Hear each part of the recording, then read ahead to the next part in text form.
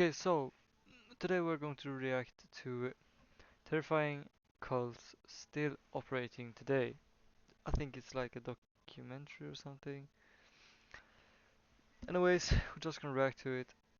So let's go. And finally, after several minutes, this 40-year-old woman says she has turned into a 35,000-year-old man. There he met, How can people be so delusional? Like, what the? How? to be closely now, there he met some extraterrestrials in their spaceship. Is this a cult? Definitely not. You talk to your kids about drugs and alcohol, but you never think to coach your kids on a cult. My friends, cults are not a thing of the past. They are part of the present. Some of the worst cults have evolved with the times. They still recruit followers, silence doubters, and continue their creed. Who even joins this? Generally, who joins this? Cults? Worship the devil? Why? Why do you want to go to hell? Why? You could go to heaven with God, and you chose to go to hell with the. It's insane. Like, what? And people actually join this. It's crazy.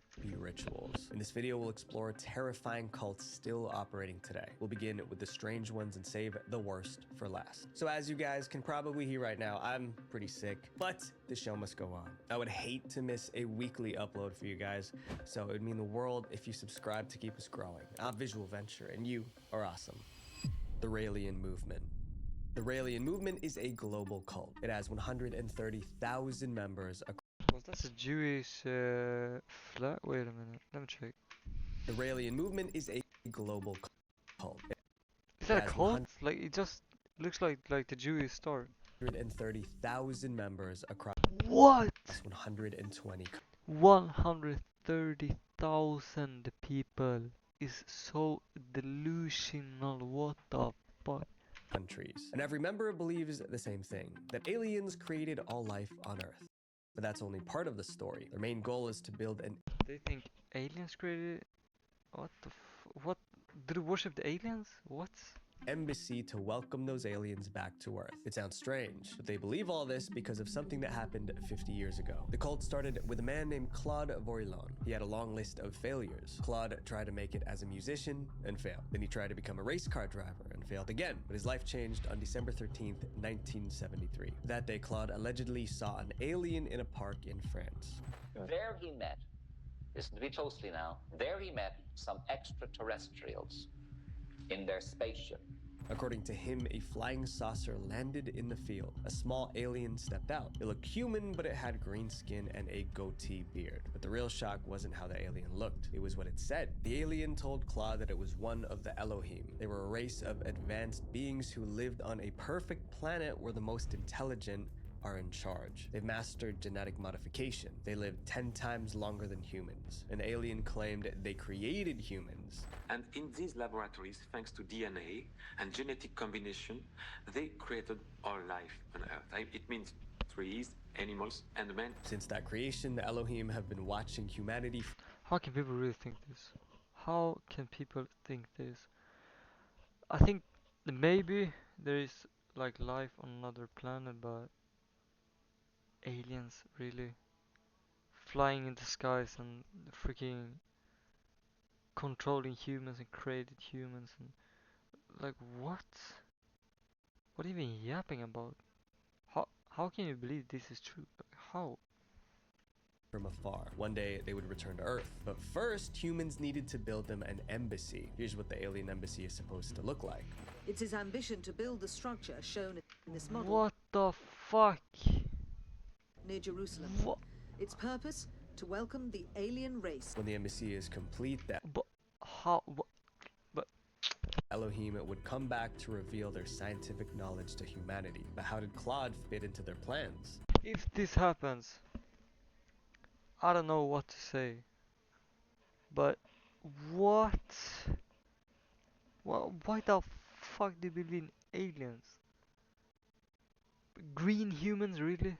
Oh my. The alien made Claude Elohim's prophet on Earth. He was ordered to spread their message and build their embassy. The alien even gave him a new name, Rael. When Claude returned home, he started telling everyone about the aliens. Interestingly, they listened. He also held conferences about his experience. His first conference attracted 2,000 people. I swear, bro just dreamed this. Really, like, what the? No, this is. Bro dreamed this.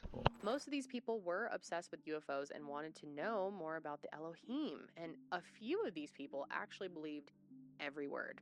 In 1976, Claude, now called Rael, founded the Raelian movement. He traveled the world recruiting members. By 1995, the movement had about 40,000 members across 85 countries. Every member was required to donate 10% of their income. The money was to finance the construction of an embassy for the Elohim. But Raelism wasn't just about aliens. It promoted ideas that seemed progressive. Did they even build this?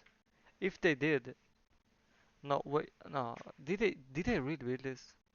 But this cost like trillion billions dollars. Like what the fuck? In Sweden, you know what they wanna do? You know the gay rainbow flag? They want to paint. Do damn. They want to paint the crosswalks gay. And for real, 2 million of tax money they want to lay on gay painted crosswalks. What the fuck is that bullshit? The cult supported equality for all. They also believed in using science to improve life on Earth. But the most controversial belief was about human cloning, and the Raelians were determined to do it. Cloning is crazy. On the earth to say human cloning is coming very soon. In 1997, the cult formed a company called Clonade. Its Yeah, bro, it hasn't come. It's 2026 now, and I don't see human cloning, and I hope it never comes, because life has to end. We can't clone the same person or human forever. Life has to end. Like what?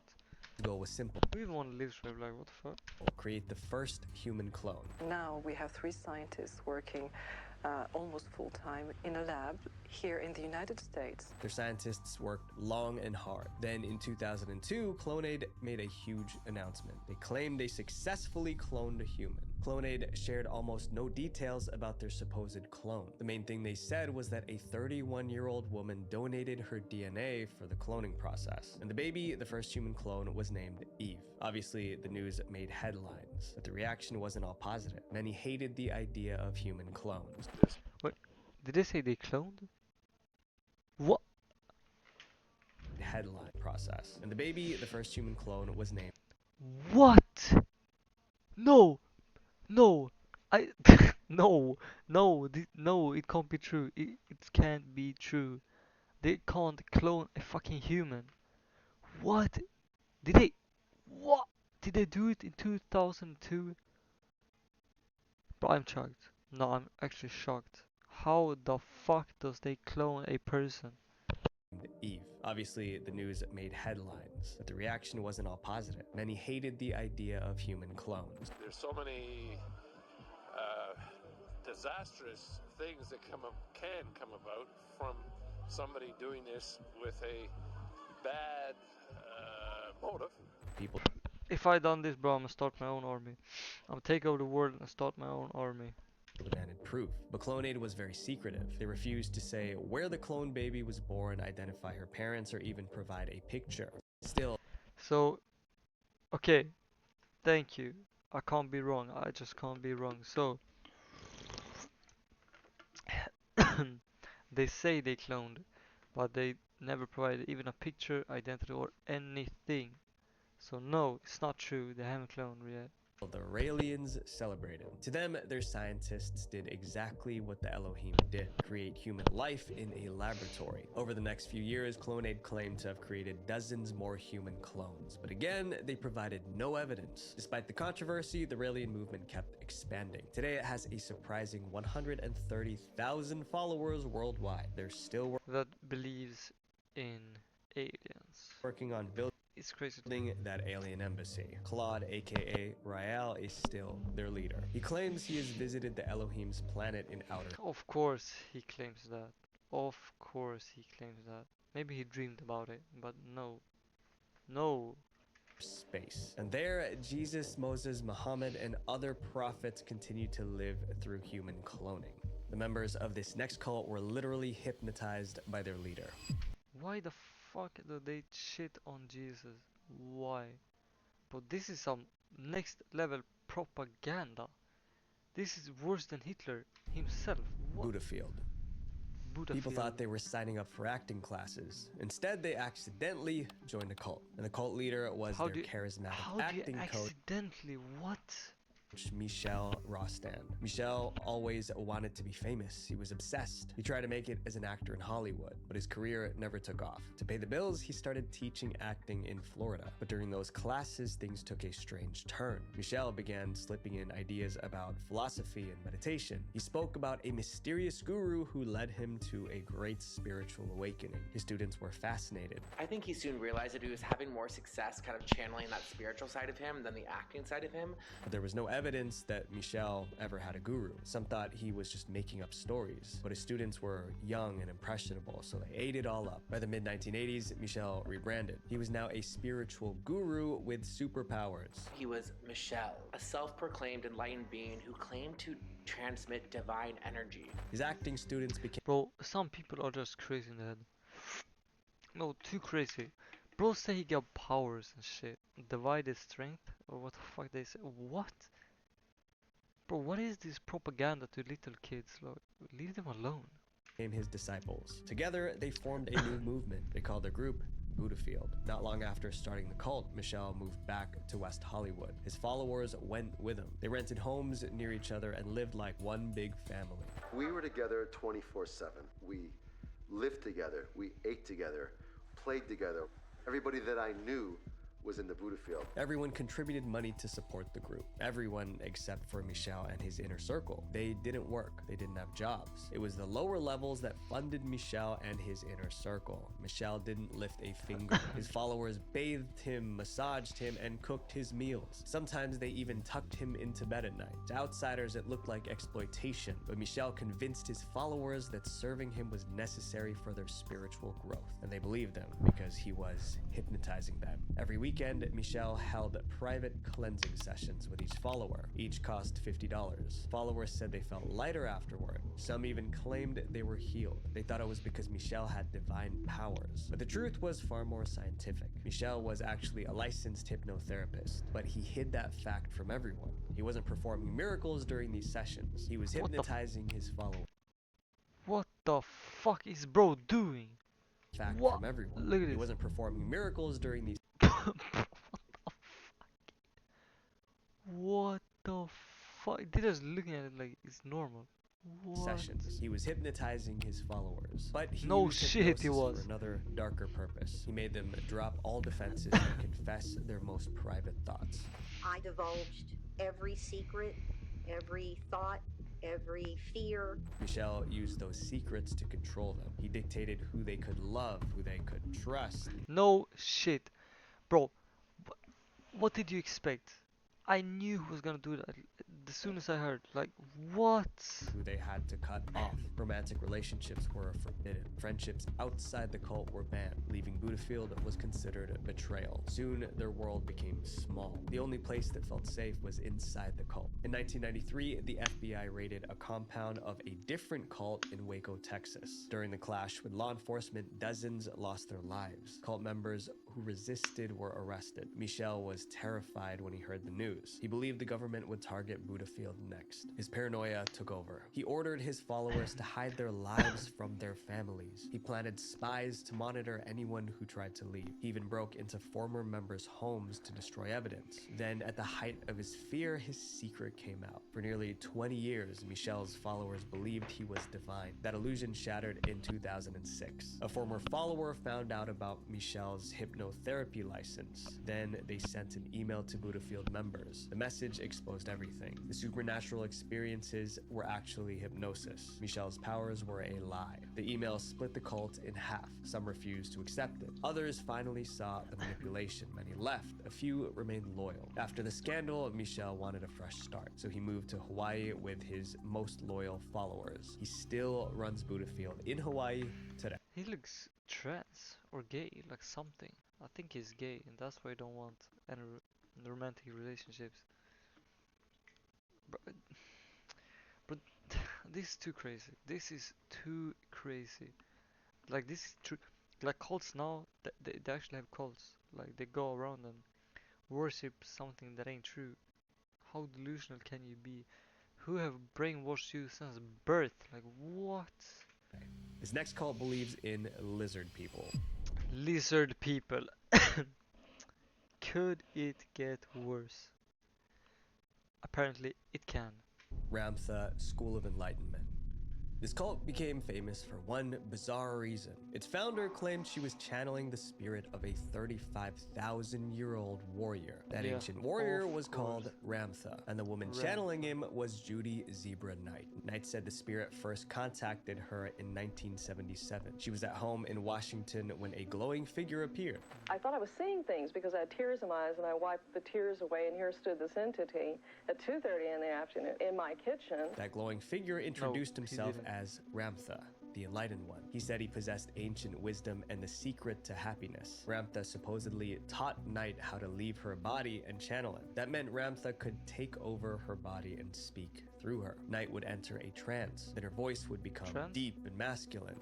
And finally, after several minutes, this 40-year-old woman says she has turned into a 35,000-year-old man. Knight began channeling Ramtha publicly in 1978. Through her, Ramtha preached every human was their own god. Ramtha also said people could shape reality and heal themselves with their minds. Is it possible to have mind over matter?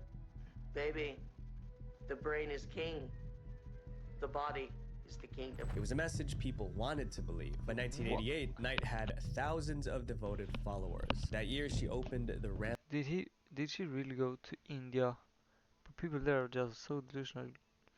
But people in India, I think, is like crazy. Like they are quite weird. Not because they're Indian, okay? I ain't racist. School of Enlightenment. The school offered classes and retreats. A single class cost around $400, but retreats could cost as much as $1,500. Many followers. 1,500. Yeah, that is how you scam people. What the fuck? Moved near the campus to be close to their teacher. The school became a multi-million-dollar business. But as the school grew, Ramtha's teachings became troubling. Through Knight, Ramtha started making frightening prophecies. He has a ton of predictions and beliefs about the New World Order, viruses, vaccines, plagues, and natural disasters. One time, she predicted a massive flood was coming. She told followers to move inland. One should leave that which is called the beaches and seek higher ground. Over 1,500 people obeyed. They abandoned their homes and relocated inland. That shows how much control she had over her followers. There were more bizarre teachings. She spoke about lizard people living inside mountains. She warned that anyone who left the cult might be eaten by the lizard people.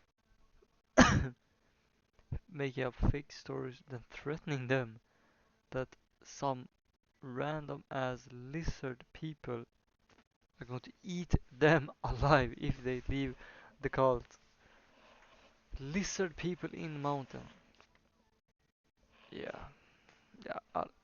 Outsiders believed she was manipulating gullible followers. They accused her of being a spiritual she was. predator. There were also allegations that Knight's teachings made some of her members lose their lives. For instance, several followers had serious medical conditions. Instead of sending them to hospitals, Knight claimed Ramtha could heal them. She hugged them, spoke comforting words, and declared them cured. Many were never healed. They passed away. This lady went home from there, died of pneumonia. Today, Jay-Z Knight is in her 70s. She still channels Ramtha at her Washington compound. The Ramtha School of Enlightenment now has branches in more than 35 countries. This next cult also promised healing, but just gave lies. But she came a long way. She came a really long way. Universal Medicine.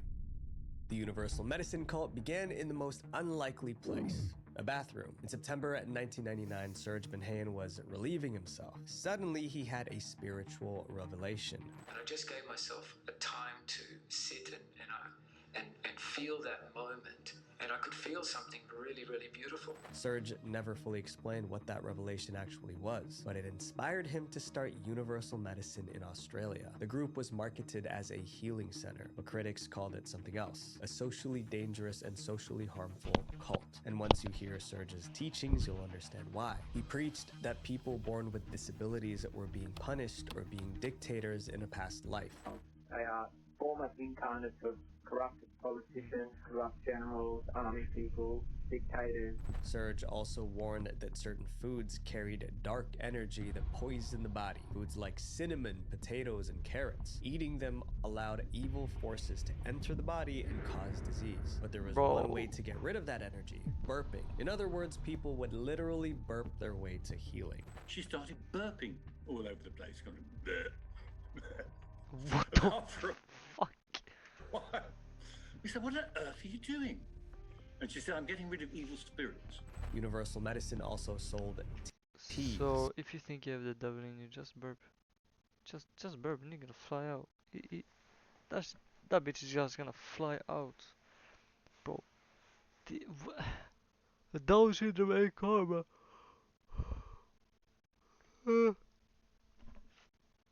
Autism and Down syndrome are karma for past something is caused by the possession of the body by evil.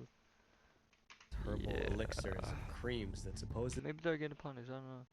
Helped with this cleansing. To people desperate for healing, Serge was a savior. Thousands joined his movement. They attended retreats, bought his products, and built their lives around his teachings. Many swore they felt better. I wouldn't keep paying if I didn't feel that I was getting something out of it. He just had a really refreshing take on things, and he just seemed really down to earth. Before long, Universal Medicine became a multi-million-dollar empire. But Serge had other commands for his followers, and those were far more controversial than burping rituals. Serge allegedly encouraged followers to cut ties with their families. Their new family was the Universal Medicine community. When someone challenged the cult, they were told they would have a baby with Down syndrome as karma for judging others. The cult also targeted people on their deathbed. That is crazy.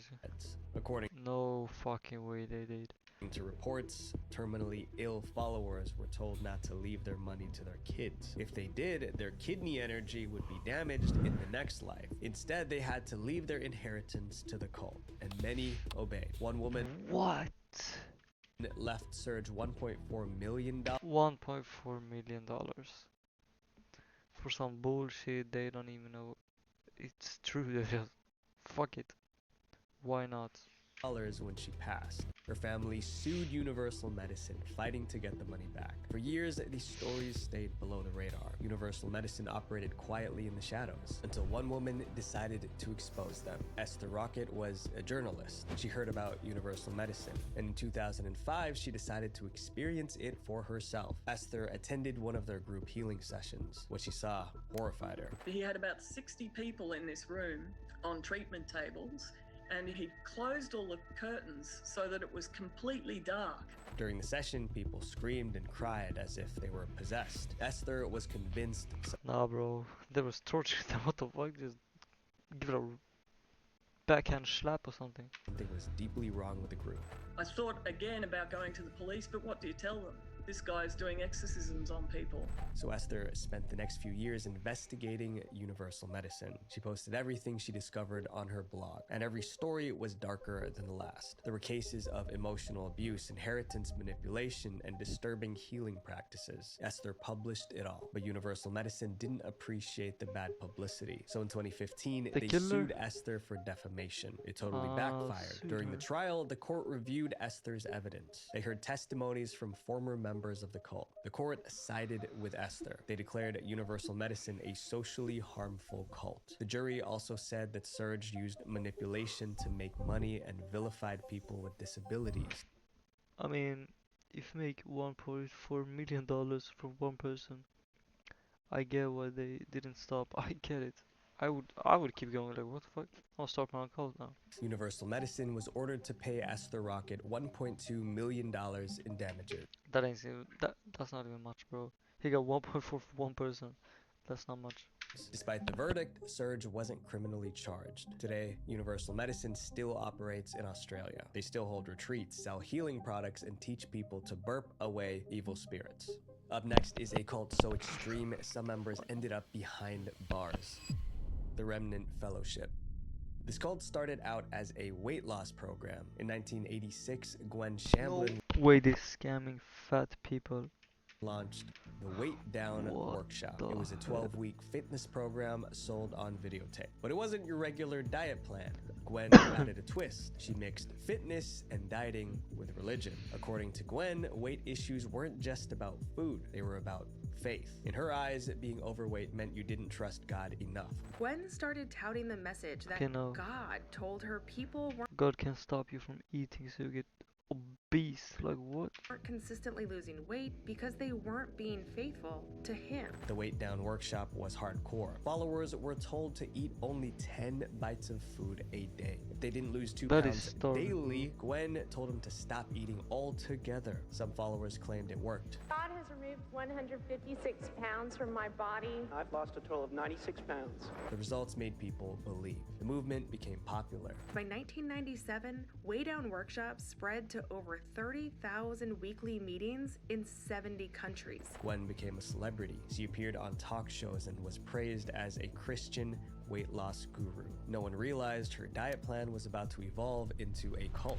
In 1999, Gwen bought a massive piece of land in Brentwood, Tennessee. There she founded the Remnant Fellowship. What happened next seemed very calculated. Since she had all that land, Gwen invited her Weight Down followers to join her on the property. They were forming a new community. She also had multiple businesses under the Remnant name. There was a real estate agency, a construction firm, a school, and more. These companies needed employees, so Gwen offered her followers jobs. Now they could live, work, and worship together, all under Gwen's control. Dozens of families moved in. Over time, more than 2,000 members lived on or near the Remnant property. It felt like a beautiful community, but soon things began to change, and not in a good way. Gwen's focus shifted from weight loss to total control. She dictated nearly every aspect of her followers' lives, and it was easy because they lived and worked on her property. Soon, leaving the cult meant losing everything.